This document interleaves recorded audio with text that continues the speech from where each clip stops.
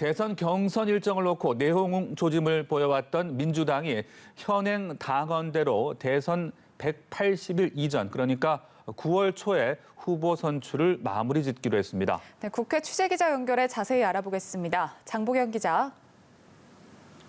연기냐 현행 유지냐를 놓고 삿바 싸움을 벌여왔던 민주당 지도부가 대선 경선 일정 문제를 결론 내렸습니다. 결론은 원칙대로였는데요. 송영길 대표는 오늘 민주당 지도부는 현행 당헌 규정대로 대선 경선 일정을 진행하기로 최종 결정했다고 밝혔습니다. 사무총장을 통해 각 대선 주자들의 입장을 듣고 상임 고문단 6명의 의견을 청취한 결론이라고 했는데요. 고용진 수석 대변인은 최고의 의결을 통했다고 설명했습니다.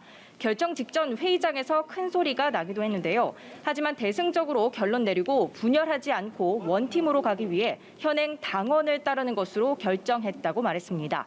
이에 따라 민주당은 7월 초순에 1차 컷오프를 진행하고 9월 5일까지 본경선을 마무리한다는 계획을 잡았습니다.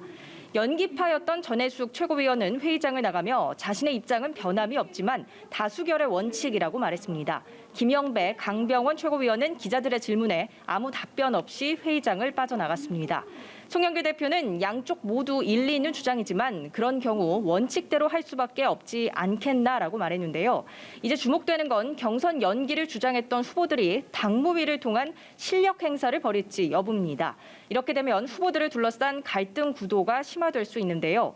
이재명 지사, 이낙연 전 대표, 정세균 전 총리는 아직 입장을 내지 않았고 추미애 전 장관 측은 논란이 마무리된 만큼 선의의 경쟁이 펼쳐지길 기대한다고 말했습니다.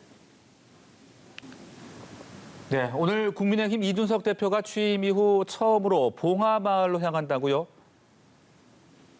네, 말씀하신 대로 국민의힘 이준석 대표가 오늘 오후 경남 김해 봉하마을로가 노무현 전 대통령 묘역에 참배합니다. 대선 전국을 앞두고 통합 메시지를 강조하면서 외연을 확장하는 행보로 풀이되는데요. 참배를 마치고선 권양숙 여사도 예방합니다. 이 대표는 취임 첫날인 지난 14일에도 광주를 찾았습니다. 강경 보수와 선을 긋고 중도 확장을 꾀하는 국민의힘의 시도가 계속되고 있는 겁니다. 이른바 빅텐트론으로 대선 경선 버스 출발 전 당박의 야권 주자들이 입당할 자리를 넓히는 전략으로도 분석해 볼 수 있는데요. 이런 가운데 잠재적 대권 주자로 거론되던 최재형 감사원장이 다음 주 초 감사원장직 사의를 표명할 것으로 알려졌습니다. 최 원장 측 인사는 최 원장이 다음 주 초에 결심을 밝히는 자리를 가질 것이라고 말했는데요. 앞으로 야권 주자 대열에 합류할 가능성이 큰 것으로 보입니다. 그러나 헌법이 규정한 4년 임기를 채우지 않고 물러나는 것이어서 감사원의 정치적 중립성을 훼손했다는 비판도 커질 것으로 보입니다. 지금까지 국회에서 전해드렸습니다.